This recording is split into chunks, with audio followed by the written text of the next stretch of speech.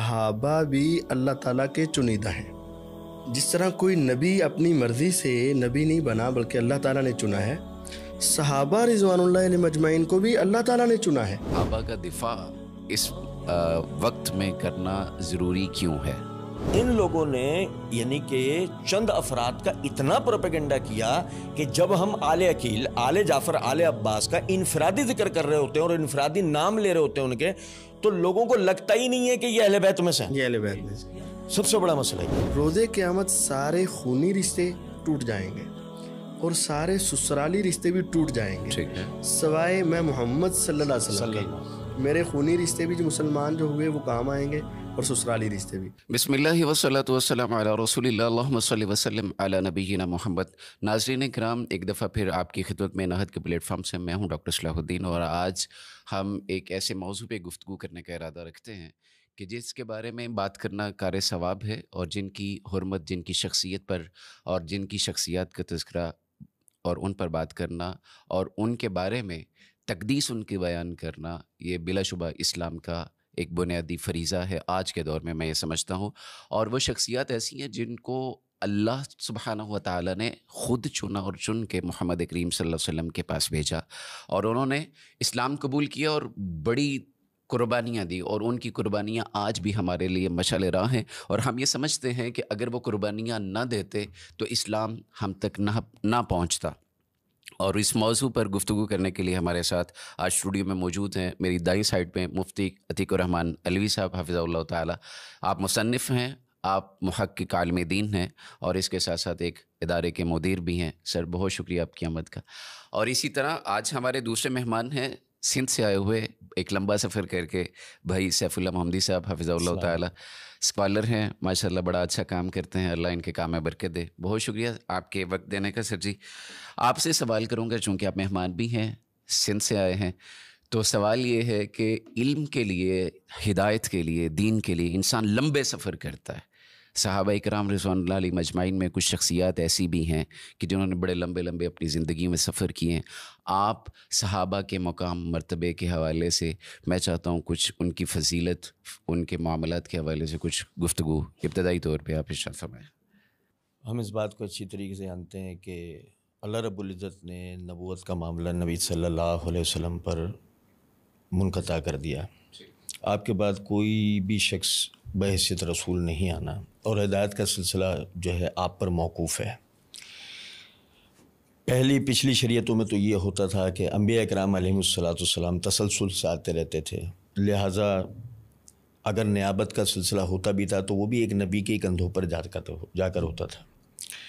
لیکن اب ظاہر ہے کہ نبی صلی اللہ علیہ وسلم کے بعد تو کسی کو آنا ہی نہیں، تو پھر یہ سلسلہ آ کے رکتا ہے آپ کے ساتھیوں پر، کہ تاکہ آپ کا جو دین ہے وہ چہار عالم جو ہے وہ پھیلے۔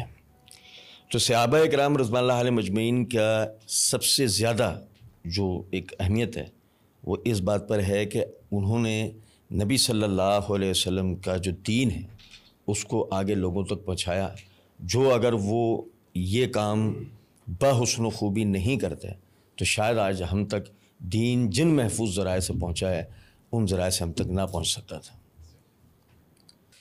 اور اس میں یہ بات بھی شامل کر لی جائے کہ جس طرح انبیاء علیہم السلام اللہ تعالیٰ کے چنیدہ ہیں اور ان کا اختیار، چناؤ اللہ تعالیٰ نے کیا ہے، اور ایک روایت میرے پیش نظر ہے کہ صحابہ بھی اللہ تعالیٰ کے چنیدہ ہیں۔ ٹھیک ہے، جس طرح کوئی نبی اپنی مرضی سے نبی نہیں بنا بلکہ اللہ تعالیٰ نے چنا ہے، صحابہ رضوان اللہ علیہم اجمعین کو بھی اللہ تعالیٰ نے چنا ہے۔ ایک حدیث ہے، ان اللہ اختارنی واختار لی اصحابا، اللہ تعالیٰ نے مجھے چنا اور میرے صحابہ کو چنا۔ اور دوسری روایت میں ہے، اللہ تعالیٰ نے، ان اللہ تعالیٰ نظر الی قلوب العباد، اللہ تعالیٰ نے بندوں کے دل چیک کیے، جو سب سے اعلیٰ دل تھا وہ میں محمد صلی اللہ علیہ وسلم کا بنا دیا، اور ان کے بعد جو سب سے اعلیٰ دل تھے وہ سارے اٹھا کر میرے صحابی بنا دیے۔ بے شک۔ تو یہ اختیار اور چناؤ اللہ تعالیٰ کا ہے، اور اگر اب کوئی شخص ان صحابہ کے اوپر اپنی زبان کھولتا ہے، در حقیقت وہ صحابہ پر نہیں کھول رہا، وہ در حقیقت اللہ رب العزت کے اوپر کھول رہا ہے۔ جیسے یہ کہا جائے کہ بھئی اپنی پسند کے بندے الگ کر لو، تو میں جس کو الگ کروں، اگر تو وہ سارے اچھے ہیں تو وہ کریکٹر مجھے جائے گا یہ اچھے آدمی کو پسند کرتا ہے، اور اگر میں کوئی افراد اپنے پسند کروں اور آپ کہیں ان میں ایک چور ہے، ایک ڈاکو ہے، ایک زانی، ایک شرابی ہے، تو جہاں ان کی وہ غلطیاں ہوں گی تو چننے والا بھی تو اسی کریکٹر کا مالک ہوگا. تو میرا رب العزت، اللہ رب العزت جو ہیں وہ غلط اختیار نہیں کر سکتے. ایسے ہی بالکل تو صحابہ اللہ کی پسند ہیں. بالکل صحیح.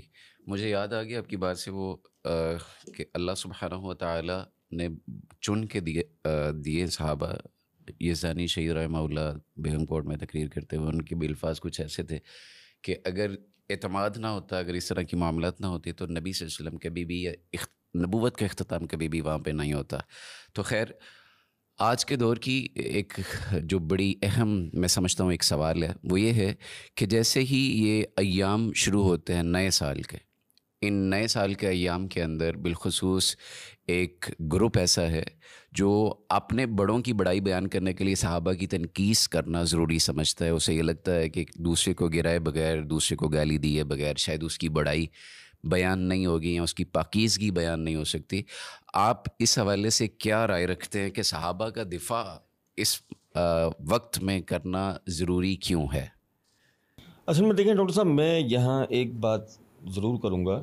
پہلے شاید کہ سننے والوں کو آپ کی بات سے یہ تاثر جائے کہ جو آپ نے جملہ استعمال کیا ہے کہ اپنے بڑے، جی، تو انہیں شاید کوئی یہ گمان گزر رہا ہو کہ آپ اہل بیت کو قبول نہیں کر رہے ہیں، کیونکہ وہ تو یہی تاثر دیتے ہیں نا کہ جی ٹھیک ہے. جبکہ بات اس طرح نہیں ہے. ٹھیک ہے. کہ ان کے بڑوں سے مراد یہ ہے کہ ان کا جو امامت کا نظریہ ہے جسے پروموٹ کرنے کے لیے سال میں ان کے پاس کوئی وجہ نہیں ہے، جی، کوئی دلائل نہیں ہے اور کوئی پختہ عقیدہ نہیں ہے، ٹھیک ہے، کہ جس کی وجہ سے وہ اس کو بیان کر سکتے ہوں. تو مصائب کربلا کے نام سے وہ اپنے اس امامت کے عقیدے کو بیان کرنا چاہتے ہیں. اچھا، اب مسئلہ یہ ہے کہ مارکیٹ کے اندر آپ اپنے یعنی مخالف جو کاروبار کرنے والا ہے اس کی شے کی جب تک عیب بیان نہ کریں، برائی بیان نہ کریں، آپ اپنا چورن بیچ نہیں سکتے، آپ اپنی چیز بیچ نہیں سکتے. اب صورتحال یہ ہے کہ وہ یعنی کہ اپنے نظریہ امامت کو تو وہ بیان کرنے کی صلاحیت و طاقت رکھتے نہیں ہیں. صحابہ کرام رضوان اللہ علیہ مجمعین نے جو نبی صلی اللہ علیہ وسلم سے سیکھ کر خلافت کے نظریے کو کھڑا کیا، اس کی ظاہری مخالفت بھی نہیں کی جا سکتی کیونکہ اس کے پیچھے قرآنی آیات و احادیث شاہد ہیں، وہ تو محض تاریخ واقعات تو نہیں ہے نا. اس لیے یعنی صحابہ کرام رضوان اللہ علیہ مجمعین پر تنقید کر کے اور ان کی شان میں تنقیص کر کے لوگوں کو اپنا نظریہ امامت اور یہ ساری چیزیں بیان کی جاتی ہیں، وہ اس کے بغیر ان کے پاس چارہ کاری نہیں ہے. وہ براہ راست تو اپنے نظریے کو وہ بیان کر ہی نہیں سکتے نا. بالکل ٹھیک ہے. اچھا شیخ صاحب، آپ سے یہ جاننا ہے، جیسے میری بات کے اوپر گرہ لگائی ہے، تعلیق لگائی ہے شیخ صاحب نے، اور اچھی لگائی ہے اور مجھے وہ بات بیان کرنی تھی، لیکن میں اسی پہ آپ کے چونکہ ایک سوال ہے، اور سوال یہ ہے صحابہ کرام رضوان اللہ علیہ مجمعین، اہل بیت اعظام یا اہل بیت اطہار، یہ دو الگ الگ چیزیں ہیں، یہ دو الگ الگ شخصیات ہیں، یہ دو الگ الگ عظیم نفوس قدسیاں ہیں. حرمت اہل بیت کی زیادہ ہے، صحابہ کی زیادہ ہے. یہ اس معاملے کو آپ کس نظر سے دیکھتے ہیں؟ یہ جو ایک تفریق کا سلسلہ شروع ہو جاتا ہے یا یہ الزام لگایا جاتا ہے، کہا جاتا ہے کہ جب ہم اہل بیت کا تذکرہ شروع کرتے ہیں یہ صحابہ کی بات کرنا شروع کر دیتے ہیں، تو آپ کیا کہیں گے؟ در حقیقت بات یہ ہے کہ ہمارے معاشرے میں یہ دو شخصیات کو آمنے سامنے لا کر کھڑا کر دیا گیا ہے. جی، کہ جو صحابہ کا ماننے والا ہے وہ اہل بیت کا ماننے والا نہیں ہے، جو اہل بیت کا ماننے والا ہے وہ صحابہ کا ماننے والا نہیں. حالانکہ یہ بات ہماری طرف سے تو ایسے نہیں ہے، لیکن دوسروں کی طرف سے بعین ہی واقعتاً ایسے ہی ہے کہ وہ اہل بیت کا نام تو لیتے ہیں لیکن صحابہ کا تذکرہ ان کی زبان سے آپ کو جلدی سننے کو نہیں ملے گا. ہم بحمد اللہ تعالی اہل سنت جو ہیں اہل بیت کے بھی ماننے والے ہیں، صحابہ کے بھی ماننے والے ہیں. اب مجموعی اعتبار سے فضائل کی بات ہو تو وہ الگ اس کا جواب ہوگا، انفرادی اعتبار سے ہو تو الگ بات ہوگا. جب اہل بیت لفظ بولتے ہیں تو اس میں دو خوبیاں جمع ہوتی ہیں، ایک اہل بیت اور ایک صحابہ. بالکل ٹھیک ہے. جو اہل بیت حضور کے دور میں تھے وہ صحابہ پلس اہل بیت، بالکل ایسے. اور جو صحابہ ہیں وہ صرف صحابہ ہیں. اگر اس اعتبار سے دیکھا جائے تو ان کی دو خوبیاں ہیں، اہل بیت پلس صحابہ، بالکل اور دوسری طرف صرف صحابہ. لیکن اگر آپ دوسرے اینگل سے دیکھیں تو جو سابقون الاولون ہیں ان میں اکثریت صحابہ کی، اکثریت اہل بیت کی نہیں ہے، ان میں اکثریت صحابہ کی ہے. تو مختلف اینگل سے دیکھا جائے گا. اگر آپ اس کا جواب رسول اکرم صلی اللہ علیہ وسلم کی حدیث سے چاہیں یا صحابہ سے چاہیں نا، تو دو احادیث آپ کے سامنے رکھتا ہوں. سب سے پہلے کہ جب رسول اکرم صلی اللہ علیہ وسلم سے پوچھا گیا ای الناس احب الیک، لوگوں میں سب سے زیادہ آپ کو پسند کون ہے، یہ بخاری مسلم کی روایت ہے. آپ نے یہ نہیں کہا اہل بیت، آپ نے فرمایا عائشہ رضی اللہ عنہ. انہوں نے کہا نہیں جی من الرجال، مردوں میں آپ نے فرمایا ابوہا، ان کے باپ ابو بکر صدیق. اب دیکھیں پہلا جو عورتوں کے اعتبار سے یا مجموعی اعتبار سے پوچھا گیا تو آپ نے اہل بیت کا ذکر کیا جی، اور وہ بھی بطور اہل بیت نہیں، بطور بیوی ذکر کیا. بالکل. اور جب آپ سے مردوں کے بارے میں پوچھا گیا تو آپ اگر کلی اعتبار سے تمام اہل بیت کو سب سے افضل سمجھتے ہوتے تو پھر کسی اہل بیت شخصیت کا نام لے لیتے. بالکل صحیح. لیکن آپ نے ابو بکر صدیق رضی اللہ عنہ کا نام لیا ہے. اور دوسری بات یہ ہے کہ جب سیدنا علی المرتضیٰ رضی اللہ تعالیٰ عنہ سے ہی پوچھا گیا کہ سب سے افضل کون ہے تو انہوں نے کہا ابو بکر رضی اللہ عنہ. پوچھا گیا دوسرے نمبر پر، فرمایا عمر رضی اللہ عنہ. پھر تیسرے پر ہوں گا، تیسرا تو آپ کا ہی ہے نا، فرمایا نہیں میں تو ایک عام انسان ہوں، تیسرے عثمان رضی اللہ عنہ. تو اگر یہ جواب ہی ہوتا کہ ہر لحاظ سے کلی اعتبار سے صرف اہل بیت ہی ہے تو سیدنا علی رضی اللہ تعالیٰ عنہ سب سے پہلے کسی اور اہل بیت کا نام لے لیتے، ادباً احتراماً لے لیتے. سیدنا عباس رضی اللہ کا نام لے لیتے، سیدنا جعفر رضی اللہ کا نام لے لیتے، سیدنا عقیل رضی اللہ کا نام لے لیتے، عبداللہ بن عباس رضی اللہ کا نام لے، اپنا نام لے لیتے، اپنے بیٹوں کا نام لے لیتے، کسی کا. تو یہ اجماعی عقیدہ ہے. ٹھیک ہے. صحیح جامع ترمذی میں، بخاری میں، ابو داؤد میں، اور اجماعی عقیدہ ہے کہ صحابہ فرماتے ہیں کہ ہم نبی پاک صلی اللہ علیہ وسلم کے زمانے میں یہ ترتیب لگایا کرتے تھے، سب سے پہلے ابو بکر، پھر عمر، پھر عثمان، یہ ہم ترتیب لگایا کرتے تھے. تو سب کا اپنا اپنا مقام ہے. یہاں ڈاکٹر صاحب ایک چیز کا میں اور اضافہ کروں گا جی جی جی شیخ صاحب کی اجازت سے، کہ آپ یہ دیکھیں کہ وہ یعنی وہ جو گروہ ہے وہ اپنے اس بات میں بھی جو نا منافق ہے ایک طرح سے. میں بڑی معذرت چاہتے ہیں لفظ استعمال کر رہا ہوں جی جی، کیونکہ آپ یہ دیکھیں کہ جب وہ یہ کہتے ہیں نا کہ بھئی صحابہ سے بڑا مقام و مرتبہ اہل بیت کا ہے تو وہ ان میں بھی تفریق کرتے ہیں. بالکل. زید بن ارقم رضی اللہ تعالیٰ عنہ سے ان کے شاگردوں میں حسین وہ سوال کرتے ہیں کہ حضرت اہل بیت کیا اللہ کے رسول کی ازواج نہیں ہیں؟ جواب میں کہا وہ تو ہیں ہی، لیکن وہ بھی اہل بیت ہیں کہ جن کے اوپر آپ صلی اللہ علیہ وسلم کے بعد صدقہ حرام ہے. پھر مزید وضاحت دیتے ہوئے آپ نے کہا کہ وہ آل علی ہیں، آل عقیل ہیں، آل جعفر ہیں اور آل عباس ہیں. لیکن آپ یہ دیکھیں کہ ہماری بدقسمتی کہ وہ گروہ صرف اور صرف 4 نفوس قدسیہ کا ذکر کرتے ہیں. ٹھیک ہے، فاطمہ، علی، حسن و حسین رضوان اللہ علیہ مجمعین. ابھی پچھلے دنوں عید بھی منائی گئی ہے نا، جی جی بالکل، ہاں موبائلہ کے نام سے عید منائی گئی ہے. نہیں یہ بڑا اچھا نقطہ پیش کر رہے ہیں. جی میں وہی چاہ رہا تھا وہ کہ جو نا وہ یعنی ان حضرات کا ذکر ہی نہیں ہوتا. اگر ہم واقعی یعنی اہل بیت سے مخلص ہوتے اور ان کی بڑائی اور ان کے فضائل بیان کرنے کی بات کرتے تو کیوں آج تک ایسا نہیں ہوا کہ ہم نے آل عقیل کا ذکر نہیں سنا، ہم نے آل علی میں دیگر جو مثال محمد بن حنفیہ کا ذکر نہیں سنا، ہم نے ان کی والدہ کا ذکر نہیں سنا، ہم نے یا حضرت علی کی جو دیگر بیویاں تھیں یعنی کہ محمد بن حنفیہ کی جو والدہ کے علاوہ اور ان سے جو اولادیں تھیں جو کربلا کے اندر سیدنا حسین رضی اللہ تعالیٰ عنہ کے ساتھ شہید ہوئے، کیا ایسی بات ہے کہ آج تک ہم نے ان کا ذکر نہیں سنا؟ بھئی آپ اپنے منبروں سے، آپ اپنی مجلسوں سے ان کا ذکر کیوں نہیں کرتے؟ کہ اس کی وجہ ہے وہ سب حضرات صحابہ کرام رضوان اللہ علیہ مجمعین کے یعنی کہ ساتھ یعنی ان کے ساتھ کسی قسم کی رشتہ داریاں تھیں، کوئی تعلقات تھے، یا وہ جمل اور صفین کے وقت میں یا تو بالکل خاموش ایک طرف بیٹھے ہوئے تھے یا وہ صفین کے اندر معاویہ رضی اللہ تعالیٰ عنہ اور اصحاب اہل شام کے ساتھ تھے. تو یہی وجہ ہے کہ جب انہیں اپنا مقدمہ کمزور ہوتا نظر آتا ہے تو وہ صرف 4 حضرات کا ذکر کرتے ہیں. شاید آپ کے ذہن کے اندر یہ خیال آ رہا ہو کہ 4 مطلب ہم تو 5 سنتے ہیں، تو میں 4 اس لیے کہہ رہا ہوں کہ اصل میں تو پہلے نمبر پہ وہ نبی اکرم صلی اللہ علیہ وسلم کا نام لیتے ہیں لیکن ذکر نہیں کرتے. ٹھیک ہے. ان کا ذکر نہیں کرتے. ذکر صرف 4 حضرات کا کرتے ہیں, اور اس میں بھی پھر آپ یہ دیکھیں کہ وہ جو 4 حضرات کا ذکر کیا جاتا ہے ان میں بھی حسن رضی اللہ تعالیٰ عنہ کا ذکر نہیں کرتے, اگنور کر دیجیے. کیا آپ نے آج تک حسن رضی اللہ تعالیٰ عنہ کی سیرت ان کے منہ سے سنی ہو, ان کی مجالس میں تذکرے سنے ہوں؟ کیا جو حسن رضی اللہ تعالیٰ عنہ زخمی ہونے کے بعد نقطۂ نظر رکھتے تھے, جو وہ تکلیف و مصائب سے وہ گزرے, کیا ان کا کبھی آپ نے بیان سنا ہو؟ نہیں, یہ بھی نہیں.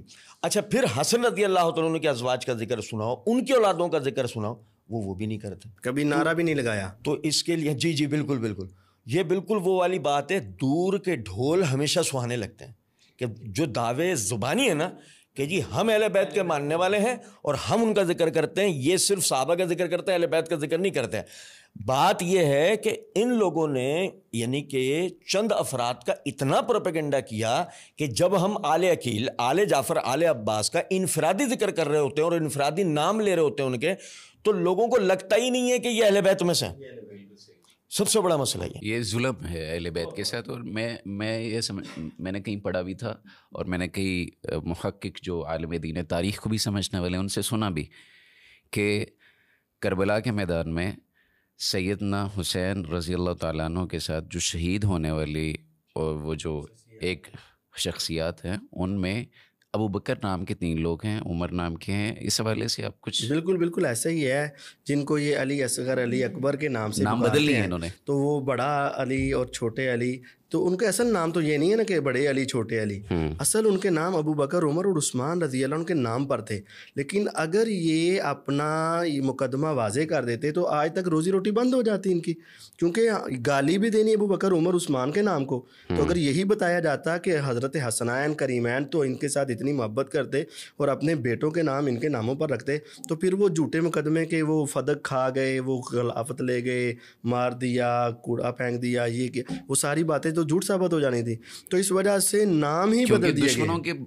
دشمنوں کے اوپر تو اپنے بچوں کا کوئی بھی نام نہیں رکھتا ہے. اور یہ محمدی صاحب نے بڑا اچھا نقطہ پیش کیا کہ یہ صرف اہل بیت کا چورن بیچنا چاہتے ہیں نام لے کر نا. اگر یہ اہل بیت کو مانتے ہوتے تو ازواج مطہرات کو گالی کبھی نہ دیتے. اگر یہ اہل بیت کو ہی ماننے والے ہوتے تو سیدنا حسن رضی کے بارے میں ان کی زبان درازیاں نہ ہوتی, نبی کا احترام کر لیتے, نبی کا احترام. اگر اہل بیت کو ماننے ہوتے تو حضور کی باقی 3 بیٹیوں کا انکار کیوں کرتے؟ بالکل صحیح. تو یہ صرف اہل بیت میں سے بھی صرف 4-5 کوئی ماننے والے. اچھا, خلفائے ثلاثہ کی بات بھی ہوئی ہے ناموں کے حوالے سے, تو میں محمدی صاحب آپ سے یہ جاننا چاہتا ہوں کہ کیا خلفائے ثلاثہ جو ہیں, ابو بکر, عمر, سیدنا عثمان رضی اللہ تعالیٰ عنہم اجمعین, کیا یہ اہل بیت میں شامل ہیں یا نہیں ہیں؟ بالکل ظاہر ہے وہ اہل بیت میں ہیں. ابو بکر صدیق رضی اللہ تعالیٰ عنہ, عمر رضی اللہ تعالیٰ عنہ, تو دونوں سسر ہیں جی. ان کی بیٹیاں یعنی ابو بکر کی بیٹی عائشہ اور عمر کی بیٹی حفصہ جو ہیں وہ نبی صلی اللہ علیہ وسلم کی بیویاں ہیں. عثمان رضی اللہ تعالیٰ عنہ کے نکاح میں آپ کی 2 بیٹیاں ہیں, زینب اور رقیہ.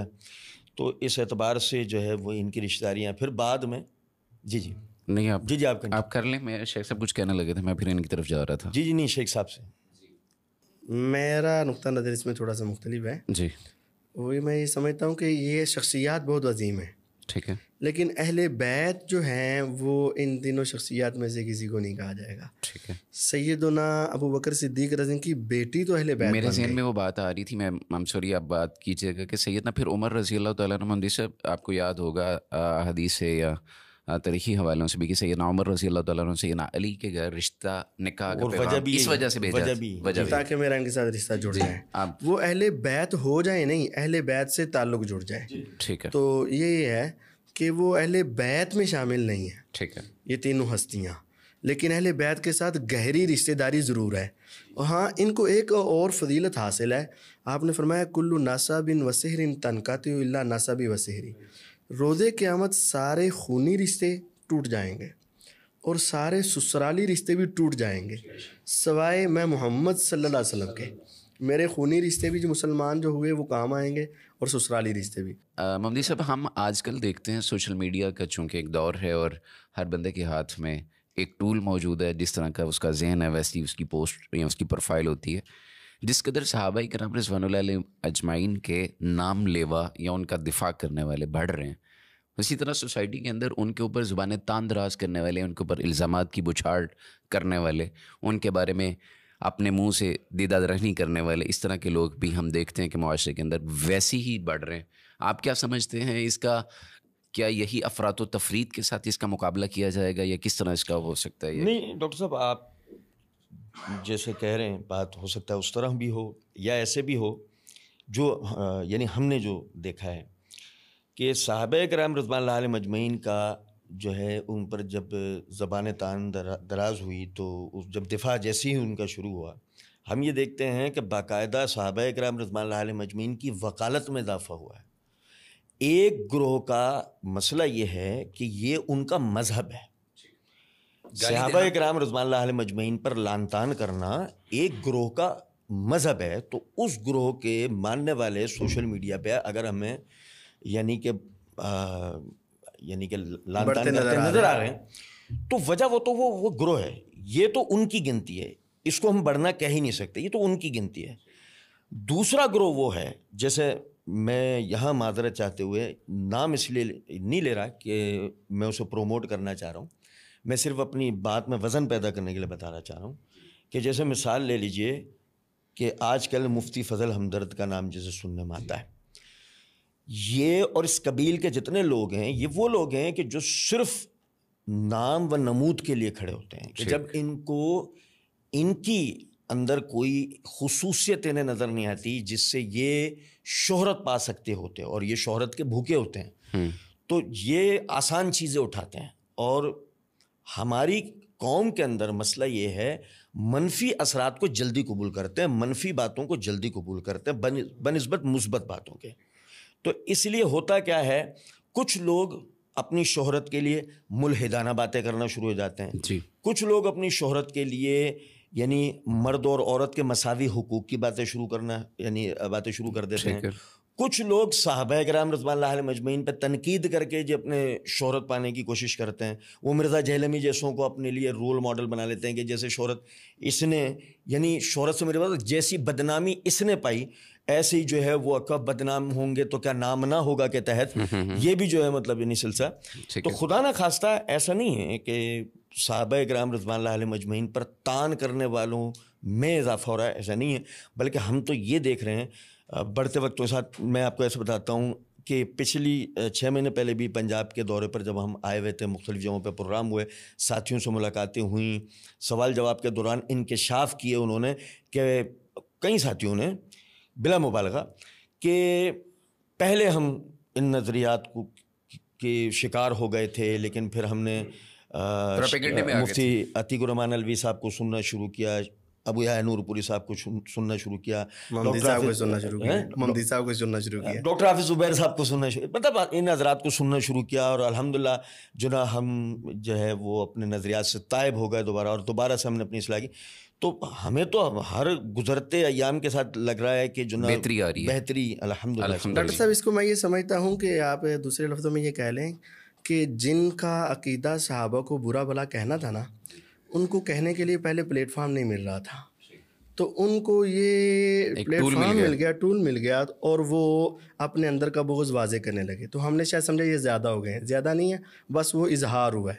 اور دوسری طرف جو تھے وہ واقعتاً ہمارے اہل سنت کچھ سوئے ہوئے تھے. تو جب انہوں نے دیکھا کہ یہ اب اپنا بغض واضح کر رہے ہیں تو انہوں نے بھی اس کا مقابلہ کرنا شروع کیا. تو وہ تھوڑے سے ہوش میں آ گئے اور انہوں نے اپنا بغض واضح کیا، ورنہ الحمدللہ وہ کم ہی ہو رہے ہیں. ٹھیک ہے. اچھا، یہاں پہ ایک بات یہ ہے کہ عمومی طور پہ اہل سنت والجماعت جو ہے یہ ایک نعرہ لگاتی ہے، کہتی ہے کہ ہر صحابی نبی جنتی جنتی. یہ تو بلا شبہ اپنی دانست میں نبی صلی اللہ علیہ وسلم کی احادیث کے مطابق تو بالکل پرفیکٹ بات ہے. لیکن میرا سوال اس حوالے سے ابھی یہ ہے کہ صحابہ بھی انسان تھے، غلطیاں، کوتاہیاں، سستیاں ان سے بھی ممکن ہیں بطور انسان، کیونکہ ہمارا عقیدہ یہ ہے کہ محمد کریم صلی اللہ علیہ وسلم کے علاوہ کوئی معصوم عن الخطا نہیں ہے. اب یہاں پہ سوال یہ ہے کہ صحابہ کے مابین بھی آپسی تعلقات کچھ رہے جسے مشاجرات صحابہ کے نام سے جانا جاتا ہے اور کہا جاتا ہے. کیا کسی غیر صحابی کو یہ اختیار دیا جا سکتا ہے کہ وہ اس مسئلے میں یا اس معاملے میں اپنی زبان کھولے؟ پہلے آپ اور پھر مفتی صاحب آپ اس پہ بات کیجیے.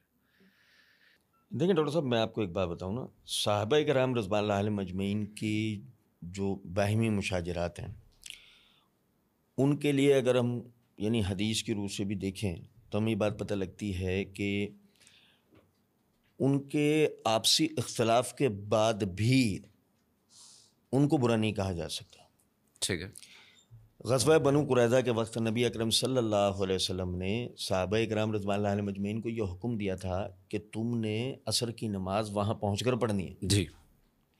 اور رستے میں ہی نماز کا وقت ہو جانے کے نتیجے میں ان کے درمیان یہ اختلاف ہو گیا کہ ایک گروہ یہ کہتا تھا کہ ہمیں پہنچ کے پڑھنی ہے، نہیں اسی وقت نماز کہ ان صلاۃ کانت علی المؤمنین کتابا موقوتا، ہم نے نماز اسی وقت پڑھ لینی چاہیے. دوسرا گروہ یہ کہتا تھا لقد کان لکم فی رسول اللہ اسوۃ حسنہ کے تحت کہ اللہ کے رسول نے کہا ہے کہ وہاں پہنچ کر آپ نماز پڑھیں، تو ہمیں وہیں پہنچ کر نماز پڑھنی چاہیے. اب ان میں اختلاف ہو گیا ہے. ٹھیک ہے، یہ اختلاف جب رسول اللہ صلی اللہ علیہ وسلم کے سامنے پیش کیا گیا، آپ نے کسی پہ نکیر نہیں کی، کسی کو برا نہیں کہا، کسی کو غلط نہیں کہا کہ تو نے غلط کیا ہے اس نے غلط کیا، دونوں درست ہیں، دونوں درست ہیں. تو لہٰذا یعنی کہ ہمیں اسوہ حسنہ سے یہ بات سیکھنے کو ملی کہ جب صحابہ کرام رضوان اللہ علیہ مجمعین میں اگر آپس میں کسی معاملے میں تنازع ہو جائے تو غیر صحابی، جب رسول نے نہیں کہا تو غیر صحابی تو بالکل اپنی زبان جو ہے خاموش رکھے، لیے خاموش رکھے گا، ان کے لیے کوئی کسی بھی قسم کی زبان جو نا وہ دراز نہیں کرے گا. پھر دوسری بات یہ ہے صحابہ کرام رضوان اللہ علیہ مجمعین سب مجتہدین تھے، اور یعنی کہ تھوڑا بہت بھی پڑھا لکھا آدمی اس بات کو سمجھتا ہے. صحیح بخاری کے اندر حدیث بھی ہے، مرزا صاحب نے ریسرچ پیپر 5A کے اندر یعنی کہ اس حدیث کو نقل کیا اور اس سے ایک بڑا زبردست ایک نتیجہ بھی اخذ کیا تھا کہ مرزا جی نے یہ صحیح بخاری کی حدیث نقل کی کہ جب مجتہد اجتہاد کرتا ہے تو اگر وہ صواب پر ہو تو اسے 2 اجر ملتے ہیں، اور خطا پر ہو تو اسے 1 اجر ملتا ہے. اور صحابہ نے جب اس کی وجہ پوچھی تو نبی صلی اللہ علیہ وسلم نے فرمایا اس نے کوشش تو کی. تو پھر مرزا جی اس کے نیچے لکھتے ہیں کہ جو علی رضی اللہ تعالیٰ عنہ اور معاویہ رضی اللہ تعالیٰ عنہ کے درمیان جو اختلاف ہوا وہ اجتہادی خطا تھی. ٹھیک ہے، اب جب اجتہادی خطا تھی تو مرزا صاحب کے ہی بقول معاویہ رضی اللہ تعالیٰ عنہ معجور ہوئے، اجر ملا، انہیں اجر ملا. بالکل ٹھیک ہے. پھر جو ہے مرزا صاحب خیر وہ جب انہیں مزید ڈکٹیشن ملا تو آئندہ سالوں میں جب ریسرچ پیپر 5B کی انہوں نے اشاعت کی تو انہوں نے یعنی اس بریکٹ کو اڑا دیا، یعنی اپنا اجتہادی جو نا وضاحت اڑا دی. اچھا، اب جب چونکہ ہم تو اس حدیث سے واقف ہیں نا، اور ہم جب اس بات کو سمجھتے ہیں وہ مجتہدین تھے، تو لہٰذا اگر ان سے خطا ہوئی بالفرض، اگر ان سے خطا ہوئی ہو باہمی، تو اس صورت میں بھی ہم خاموش رہیں گے کہ انہیں تو پھر اجر مل گیا، لیکن جب ہم ان پر تان دراز کریں گے تو ہم تو گناہ گار ہوں گے نا. بالکل صحیح. جی مفتی صاحب، آپ اس حوالے سے کیا کہتے ہیں؟ نبی صلی اللہ علیہ وسلم نے اس حوالے سے ہدایات تو ڈیفینیٹ دے رکھی ہوں گی کیونکہ الٹیمیٹ اللہ کے رسول کے شاگرد ہیں، اسلام کے دفاع کی پہلی لکیر ہیں، تو آپ کیا کہتے ہیں؟ اس کے حوالے سے میں آپ کو ایک روایت سنانا چاہتا ہوں جو سنن ابی داود میں ہے کہ صحابہ رضوان اللہ علیہ مجمعین کے آپسی اختلافات کو ایسے بیان کرنا کہ ایک کی اہمیت بڑھا دی جائے اور دوسرے کی کم کر دی جائے، یا ایک کا مرتبہ زیادہ اور دوسرے کا کم، کیونکہ تاثر یہ دیا جائے، یہ بالکل حرام ہے.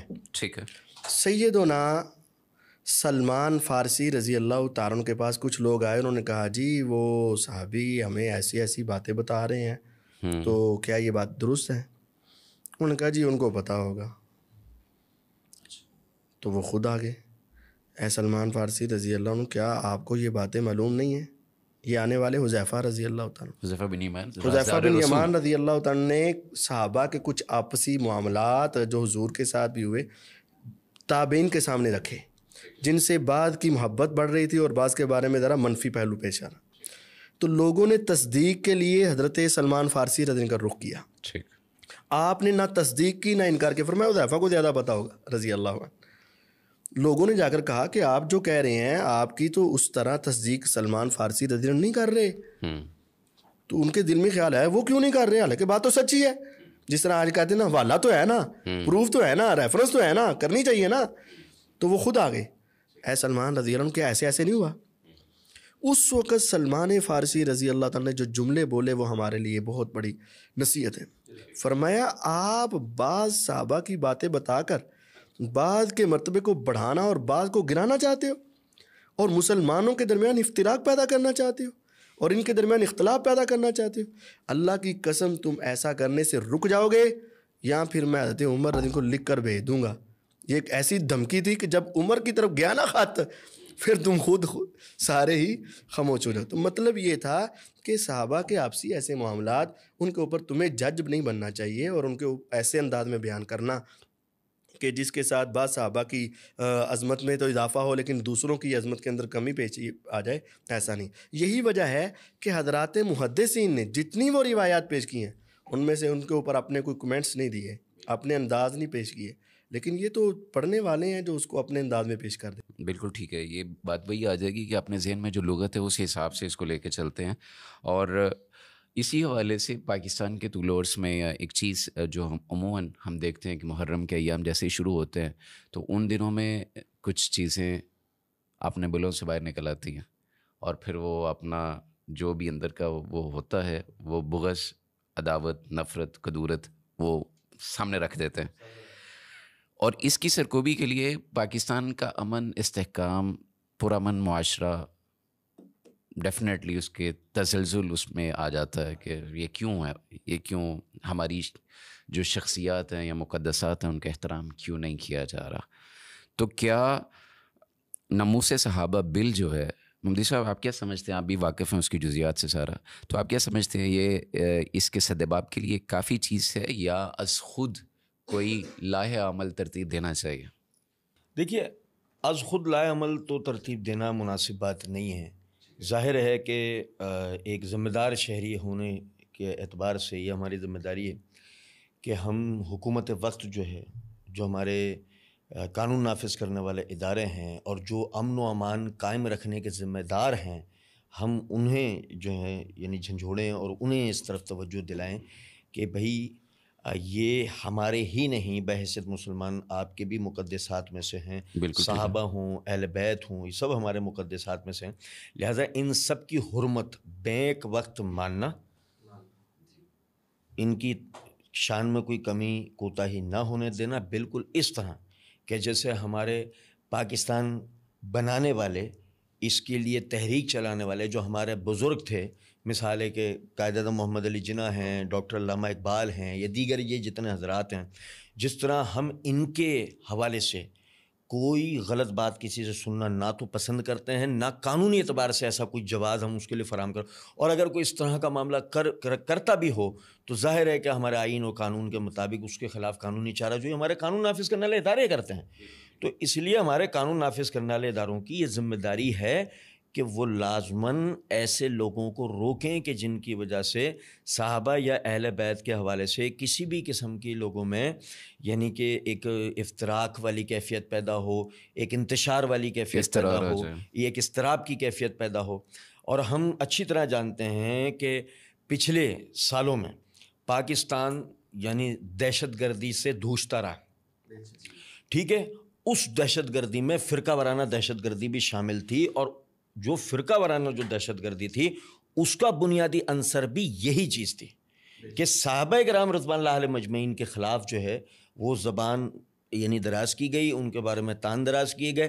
نتیجہ یہ بنا کہ کشت و خون کا معاملہ ہوا. اور پھر یعنی کہ جب ہمارے اداروں کو ہوش آیا اس وقت تک پاکستان میں کافی حد تک خون بہہ چکا تھا, اور ہمارے پڑوسی ملکوں کو جو ہمارے دشمن ملک ہیں ان کو اس کا فائدہ بھی ہوا تھا. تو اس لیے مناسب ترین بات یہ ہے کہ ہمیں اس کا سدباب کرنا چاہیے.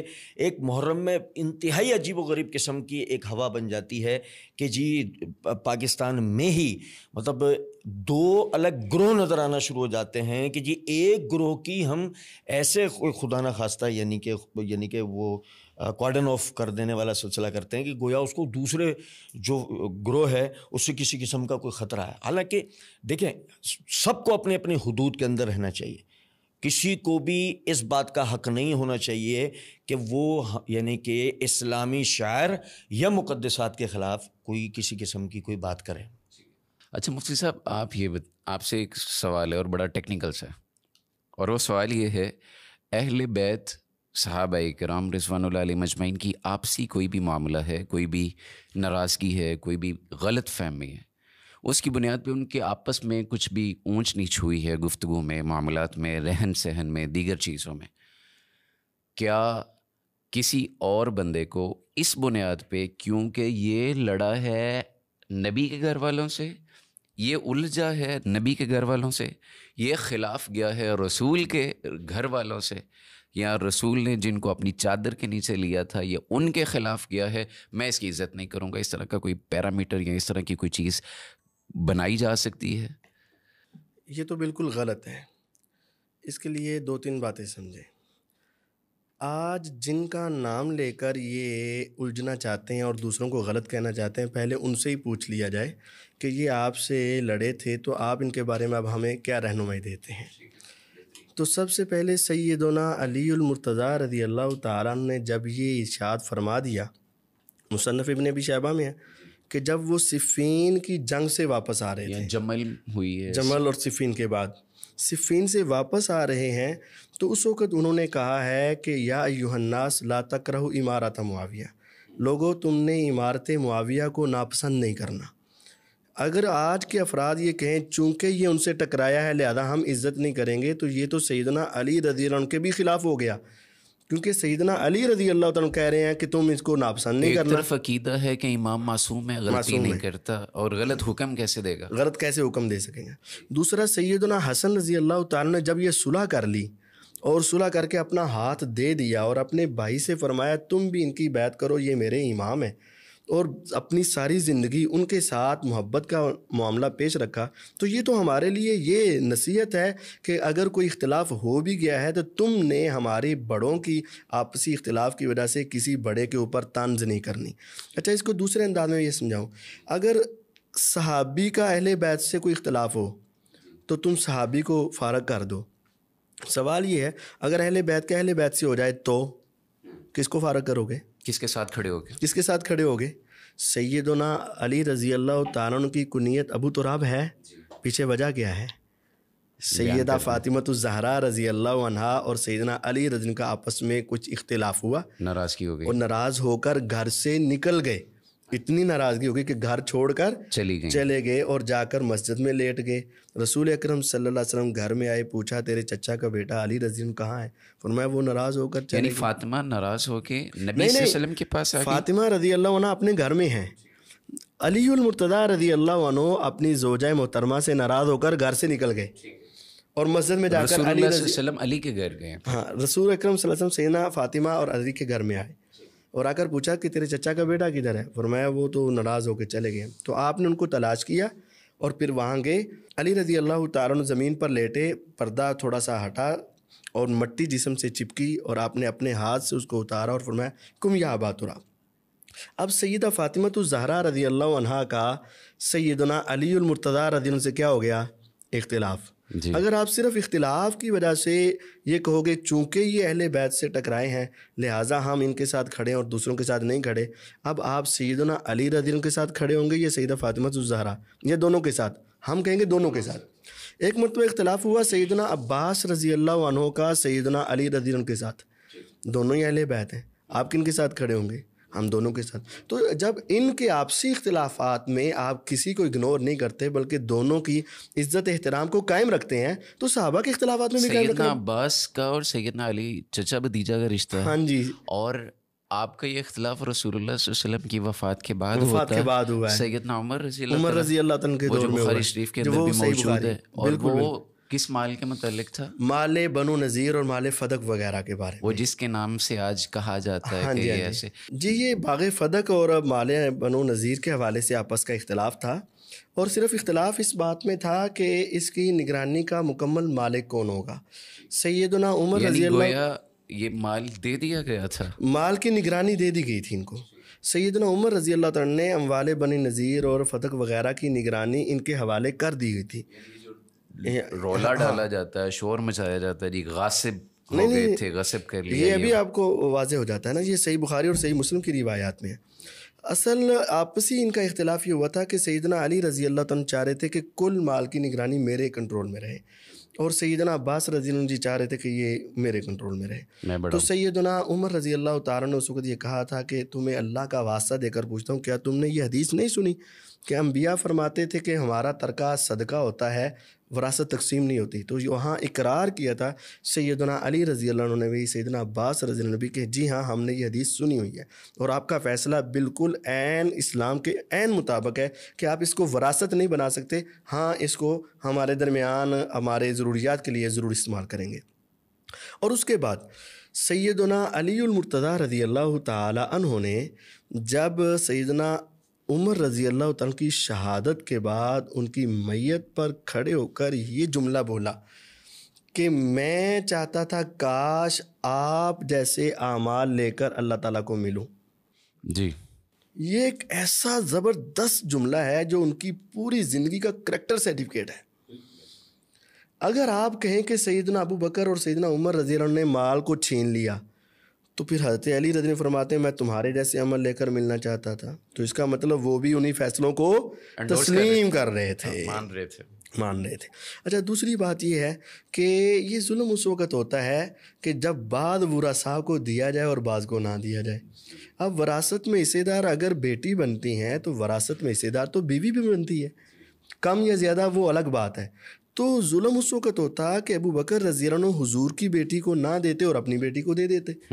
عمر رضی اللہ تعالیٰ عنہ پیغمبر کی بیٹی کو نہ دیتے اور اپنی بیٹی سیدہ حفصہ کو دے دیتے, تو یہ ظلم تھا. جب انہوں نے اپنی بیٹیاں نبی کی بیویوں کو بھی نہیں دیا اور حضور کی بیٹی کو بھی نہیں دیا اور آگے سے حدیث سنائی اور اس حدیث کا اقرار سیدنا علی رضی اللہ عنہ نے کیا. اب یہی سوال ہے کہ کیا سیدنا علی رضی اللہ عنہ نے غلط اقرار کیا یا صحیح؟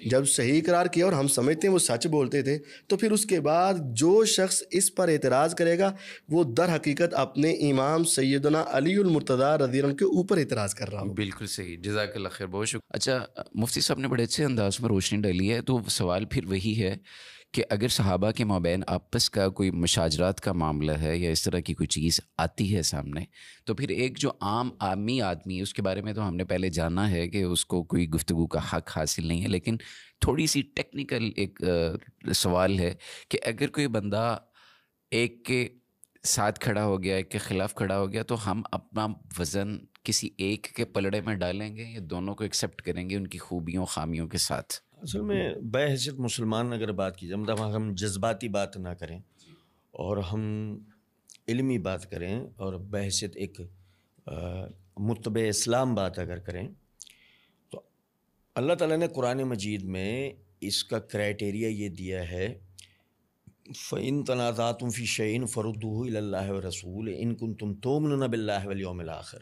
ٹھیک ہے, ذَلِكَ خَيْرٌ وَأَحْسَنُ تَأْوِيلًا. یہ بڑا غور طلب ہے, ذَلِكَ خَيْرٌ وَأَحْسَنُ تَأْوِيلًا, کہ جب تم میں کسی بات میں اختلاف ہو جائے, تنازع ہو جائے, اسے اللہ اور اس کے رسول کی طرف لوٹاؤ اور اسی میں تمہارے لیے بھلائی اور تمہارے اس اختلاف کا انجام کے لیے سیدھا راستہ ہے. اب اگر مثال کے طور پر ہمیں صحابہ کے مابین کو مشاجرات کو اختلافات اگر نظر بھی آتے ہیں, تو اس صورت میں ہم نے قرآن اور حدیث کی پیروی کرنی ہے. اب قرآن اور حدیث کی, جیسے ہم تھوڑی دیر کے لیے قرآن اور حدیث کی طرف دیکھتے ہیں ان کے اختلاف کو لے کے. معاویہ رضی اللہ تعالیٰ عنہ کتب علیکم القصاص فی القتلہ کے تحت اپنے بھائی یعنی کہ اپنے چچیرے بھائی عثمان رضی اللہ تعالیٰ عنہ کی شہادت کا قصاص چاہتے ہیں. ٹھیک ہے.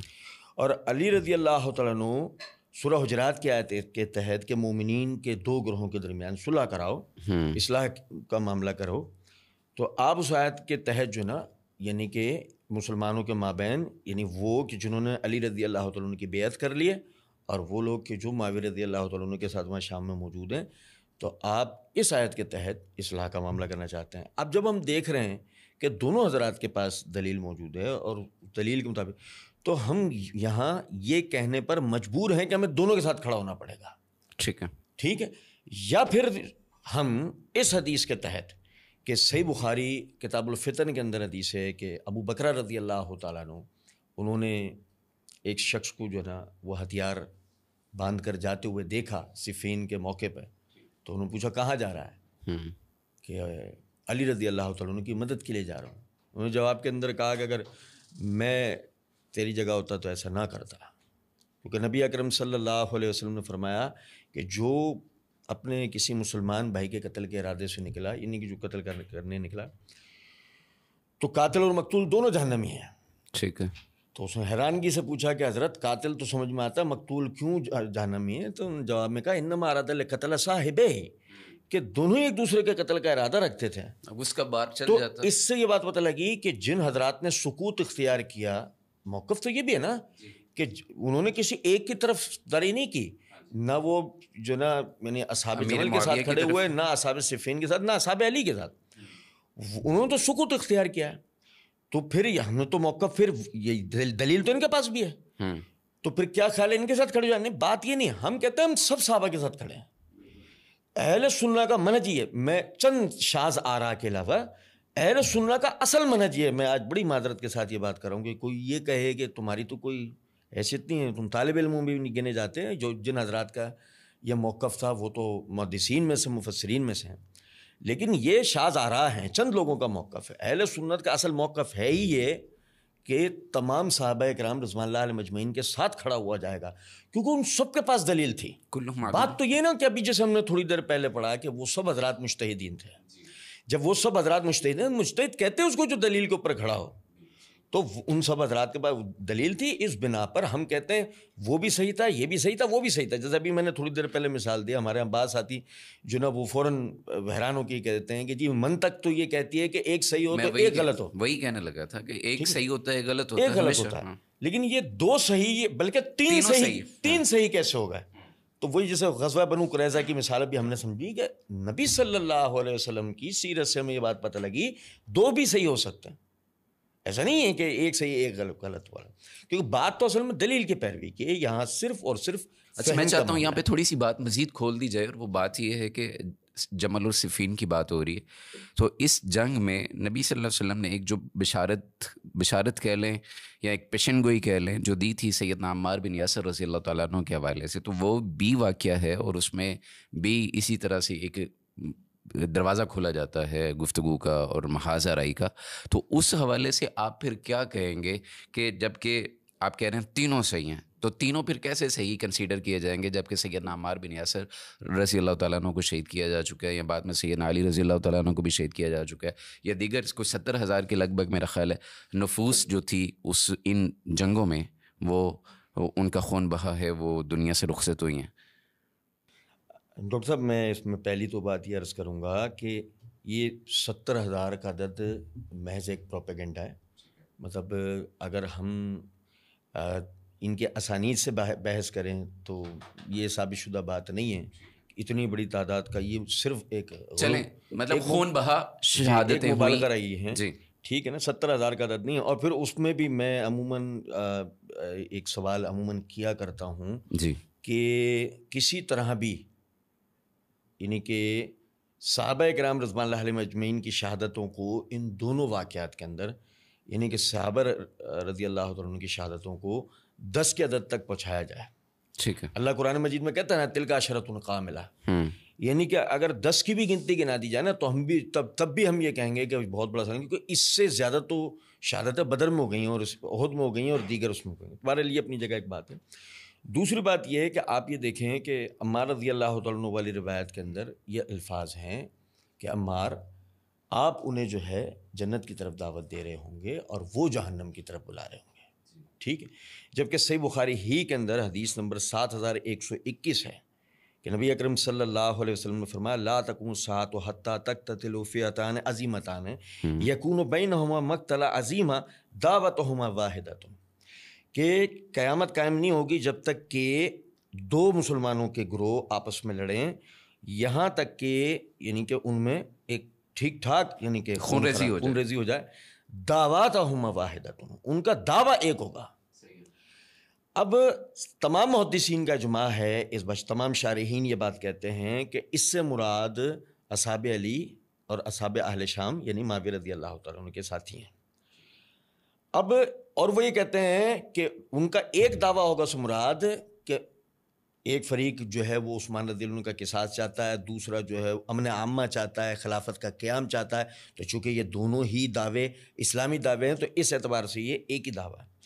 اب اگر ہم یعنی کہ حدیث عمار کو اور اس حدیث کو سامنے رکھیں تو بات یہ پتہ لگتی ہے کہ حدیث عمار میں ایک تیسرے گروہ کا ذکر ہے. کیونکہ اس کی وجہ یہ ہے کہ جو علی اور معاویہ والا گروہ ہے ان کے لیے حدیث کے اندر بتا دیا گیا کہ ان کا دعویٰ ایک ہوگا. جبکہ عمار والی حدیث کے اندر یہ الفاظ ہیں کہ اے عمار آپ ان لوگوں کو جنت کی طرف بلا رہے ہوں گے اور وہ جہنم کی طرف بلا رہے ہوں گے. تو یہ دو دعوے ہیں, دو دعوے ہو گئے, بالکل ایسے ہی. تو لہٰذا یہاں یہ تسلیم کرنا پڑے گا کہ عمار چاہے علی کی طرف ہوتے یا معاویہ کی طرف, تو چونکہ ان دونوں گروہوں کا دعویٰ ایک ہے, تو اس اعتبار سے عمار اب جن کو دعوت دے رہے ہیں ان کا کوئی دوسرا دعویٰ ہے, اور وہ اس اعتبار سے ایک تیسرا گروہ بنتا ہے. اور پھر جب ہم یعنی کہ اس پر مزید غور و غوص کرتے ہیں تو ہمیں یہ بات پتہ لگتی ہے, کیونکہ ایک سوال پیدا ہوتا ہے نا کہ عثمان رضی اللہ تعالیٰ عنہ کو شہید کرنے والے جو باغی تھے وہ کہاں گئے, کیا انہیں زمین کھا گئی یا آسمان نکل گیا, ٹھیک ہے نا, تو وہ کدھر چلے گئے؟ ظاہر ہے کہ وہ یہیں موجود تھے, اور سیدھی بات ہے کہ جو مراسلے معاویہ رضی اللہ تعالیٰ عنہ اور علی رضی اللہ عنہ کے درمیان ہوئے ان میں بعض خطوط کے اندر سیدنا علی رضی اللہ تعالیٰ عنہ کے یہ کلمات یہ سطور ثابت ہیں کہ آپ نے جو نا یہ بات کہی کہ تم بھی جانتے ہو کہ ہم مجبور کیے گئے, اور ہم مجبور کیے گئے کا جملہ اس بات ثابت کرتا ہے کہ وہ بلوائی جو ہے وہ سیدنا علی رضی اللہ تعالیٰ عنہ کے ارد گرد ہیں, اور وہ ایسا پریشر کریٹ کر رہے ہیں کہ کسی بھی طرح یہ شہادت عثمان کی تحقیقات نہ ہوں, اصل قاتلین نہ ڈھونڈے جا سکیں اور انہیں قتل نہ کیا جا سکتا ہو, قصاص نہ لیا جائے, قصاص نہ لیا جا سکتا ہو. لہٰذا یہ تیسرا گروہ موجود تھا, اور اس تیسرے گروہ ہی نے ظاہر ہے کہ حدیث عمار جو نا وہ ایک متواتر روایت ہے جی. اور لطف کی بات میں آپ کو بتاؤں, بلکہ آپ کے علم ہوگی کہ اس حدیث کے راوی معاویہ رضی اللہ تعالیٰ عنہ بھی ہیں. بالکل صحیح. جب اس حدیث کے راوی معاویہ رضی اللہ تعالیٰ عنہ بھی ہیں, ان سے یہ پوشیدہ نہیں ہیں, تو ظاہر ہے کہ اگر معاویہ رضی اللہ تعالیٰ عنہ کے یعنی کہ اور عمار رضی اللہ تعالیٰ عنہ کے درمیان میں قتل و غارت والا کوئی اختلاف والا معاملہ ہوتا تو معاویہ اس حدیث کی وجہ سے پیچھے ہٹ جاتے, اور عمار انہیں آگے بڑھ کے اس حدیث کو جتاتے کہ اگر وہ یہ سمجھتے ہوتے کہ جو نا اس سے مراد معاویہ رضی اللہ تعالیٰ عنہ یا اصحاب اہل شام ہے, تو یہ تیسرے گروہ کا. میرا خیال ہے آپ کے مقدمے کو مزید بات وہی جو مفتی صاحب کہہ رہے تھے ابھی کہ سیدنا امیر معاویہ رضی اللہ تعالیٰ عنہ کی اس جنگ کے بعد سیدنا علی رضی اللہ تعالیٰ عنہ نے جو ریمارکس دی امیر معاویہ رضی اللہ تعالیٰ عنہ کے متعلق, اور پھر وہ جو جنازے پڑھائے اور کہا کہ ان کے اور ہمارے دونوں کے مقتول جنت میں ہیں, تو یہ میرا خیال ہے مہر ثبت کرتا ہے. اب یہاں پہ مزید آپ سے میں یہ چاہتا ہوں یہ جان لوں کہ یہ جو پاکستان کے گلی کوچوں میں یا دیگر خطۂ عرضی پر اس طرح کی چیزیں رونما کی جاتی ہیں, اور پھر ایک انتشار افتراق کی فضا پیدا کی جاتی ہے, اور پھر ایک کو ولن بنا کے پیش کیا جاتا ہے, ایک کو بہت زیادہ اس کی تقدیس بیان اور بڑھا دی جاتی ہے, تو اس کے نتیجے میں جو ایک وہ ریٹیلیشن کی چیز ابھرتی ہے ینگسٹرز میں, گرم خون والوں میں, کم فہم کم علم رکھنے والے لوگوں میں, تو اس کے سدباب کے لیے جو امن کمیٹیاں قائم کی گئی تھیں یا کی گئی ہیں ان کا رول کیا ہونا چاہیے؟ آپ اس کو کس نظر سے دیکھتے ہیں کہ امن و امان کو برقرار رکھنے میں؟ اصل میں دیکھیں, میں آپ کو ایک بات بتاؤں, جس چیز کا تعلق دین سے ہے ظاہر ہے کہ اس کو سمجھانا اور عمل درآمد کروانے کا انحصار بھی دینداروں پر ہوگا.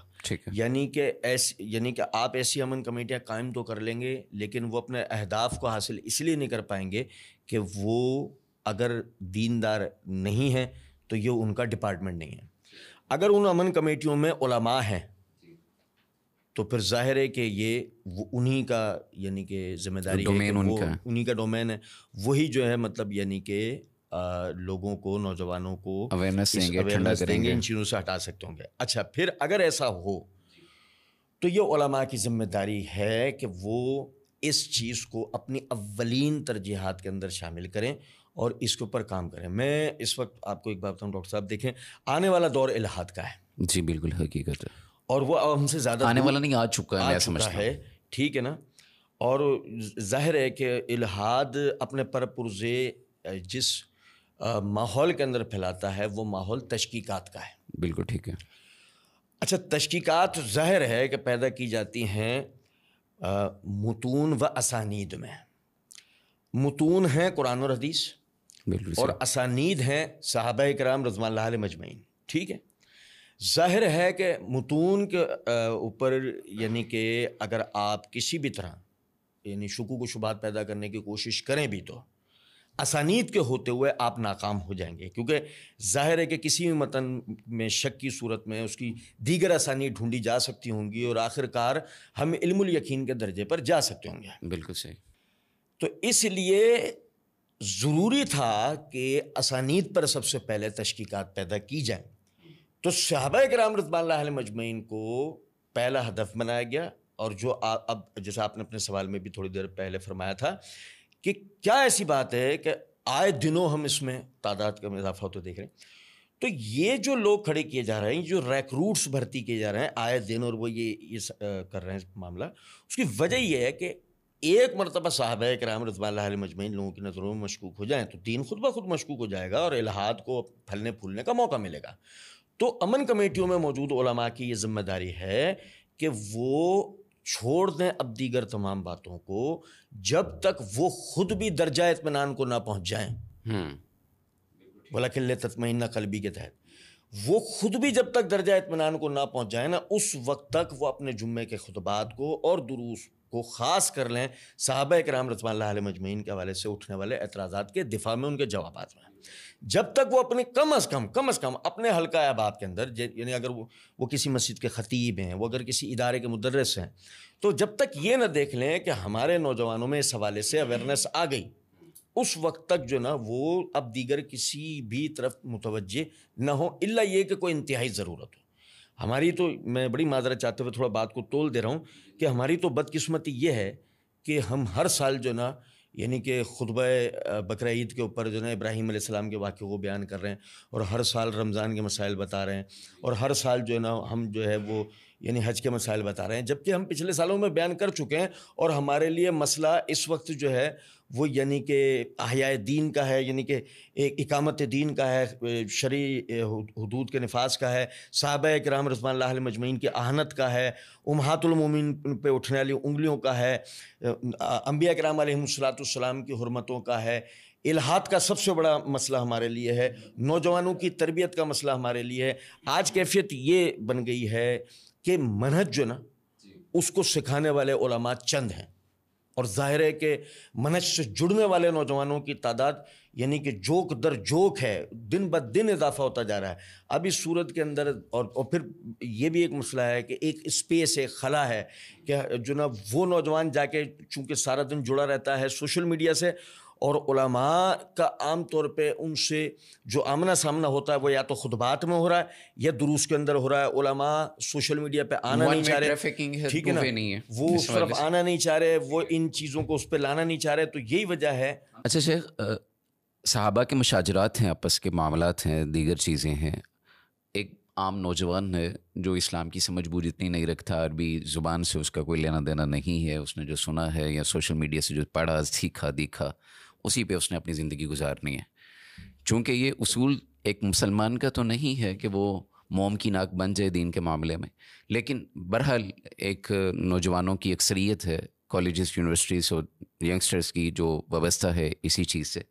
مجھے ان کے لیے ایک سوال ذہن میں آیا ہے اور میں چاہتا ہوں آپ بہترین جواب دیں گے اس کا، اور وہ سوال یہ ہے کہ مشاجرات ہیں صحابہ کے، آپسی اختلافات ہیں، معاملات ہیں، اور ان چیزوں کے ہوتے ہوئے کون سے دین پر عمل پیرا ہونا ہے؟ جیسے آپ نے کہا کہ تشکیک بھی ہے، الہاد بھی ہے، دیگر چیزیں بھی ہیں، تو پیور اسلام جو ہے، خالص اسلام، رسول صلی اللہ علیہ وسلم کی خالص تعلیمات، وہ کیسے لے گا، کہاں سے لے گا؟ کیا صحابہ کا جو مشاجرات ہیں، آپس کے اختلافات ہیں، یہ دین کا حصہ ہیں؟ اگر ہیں تو اس نے کس دین پر عمل کرنا ہے اور کس کو چھوڑنا ہے؟ میں اس میں تھوڑی سی تصحیح کروں گا کہ دیکھیں، صحابہ کرام رضوان اللہ علیہم اجمعین کے جو مشاجرات ہیں وہ باقاعدہ دین نے پہلے ہی ان کی طرف توجہ دلا دی تھی۔ اللہ تعالیٰ نے سورہ نساء کی آیت نمبر 59 کے اندر فرمایا، یا ایھا الذین آمنوا اطیعوا اللہ واطیعوا الرسول واولی الامر منکم فإن تنازعتم فی شیء فردوہ الی اللہ والرسول۔ اے ایمان والو، اللہ کی اطاعت کرو، اللہ کے رسول کی اطاعت کرو، اور وہ جو تم میں اولو الامر ہیں یعنی خلفائے راشدین یا مجتہدین و فقہاء، پھر اگر تم میں کسی بات میں تنازع ہو تو یا ایھا الذین آمنوا کہہ کے مخاطب صحابہ کو کیا گیا ہے، فإن تنازعتم کہہ کر ظاہر ہے صحابہ کو ہی مخاطب کیا گیا ہے، اور لیکن ہمارے لیے وہ ایک قیامت تک کے لیے عبرت اور نصیحت بنا دی گئی۔ فَإِن تَنَازَعْتُمْ فِي شَيْءٍ فَرُدُّوهُ إِلَى اللَّهِ وَالرَّسُولِ، جب تم میں تنازع ہو جائے، اختلاف ہو جائے، اسے اللہ اور اس کے رسول کی طرف لوٹاؤ. تو یہ آیت بتاتی ہے کہ ان میں اختلاف ہوگا، اور اللہ اور اس کے رسول کا نام آتے ہی بات پتہ لگا کہ دین کے معاملے میں بھی ہوگا. تو جب دین کے معاملے میں بھی ہوگا، اسے لوٹایا اللہ اور اس کے رسول کی طرف جائے گا. اس کا مطلب صحابہ کے اختلافات بھی دین ہے. ٹھیک ہے. جب صحابہ کے اختلافات بھی دین ہیں تو اس صورت میں یعنی کہ ہمیں جس طرح آج نماز کے معاملے میں تشکیک پیدا کی جاتی ہے کہ آیا ہاتھ ناف کے نیچے باندھنے چاہیے کہ سینے پہ باندھنے چاہیے کہ لٹکانے چاہیے، آیا رفع الیدین صرف عند رکوع و بعد رکوع ہے یا کل تکبیر ہے یا جو ہے جس طرح بھی، تو ہم اس میں ثواب بات کو ڈھونڈتے ہیں، صحیح بات کو ڈھونڈتے ہیں، صحیح طریقے کو ڈھونڈتے ہیں. بالکل اسی طریقے سے مشاجرات صحابہ کے معاملے میں بھی صحیح بات کی پیروی کی جائے گی، اور وہ دین کا حصہ ہے، وہ تاریخ ہے ہماری، وہ ہماری تاریخ ہے. اس سے ہمیں بہت کچھ سیکھنے کو ملتا ہے. وَاعْتَصِمُوا بِحَبْلِ اللَّهِ جَمِيعًا وَلَا تَفَرَّقُوا کو کہاں سے سمجھیں؟ قرآن ہی ہے نا، قرآن کی آیت ہے نا. اس کو ہم کہاں سے سمجھیں؟ اگر ظاہر ہے افتراق و انتشار اتنا ہی برا جتنا برا، ایک افتراق و انتشار ہے کہ جس کے پیچھے انا ہو، انا خیر منہ والی بات ہو، تو جب تو یہ افتراق و انتشار غلط ہے. یا افتراق و انتشار تقلید والا ہو کہ جس میں ہم یہ کہتے ہوں کہ تیرا امام میرا امام. اور انتہائی معذرت چاہتے ہوں میں یہ بات کروں گا، پچھلے دنوں ہمارے جو الیکٹرانک میڈیا میں ہمارے قومی چینلز سے جس طرح کے وہ پروگرام نشر کیے جاتے تھے کہ 2 یا 3 علماء بٹھا لیا کرتے تھے کہ جی آپ کے ہاں کیا ہے، آپ کے ہاں کیا ہے، اور پوری دنیا کو یہ تصویر پیش جی اور پوری دنیا کو یہ تصویر پیش کی جاتی تھی کہ جی اسلام کوئی خدا نہ خواستہ 2 یا 3 ٹکڑوں میں ہے.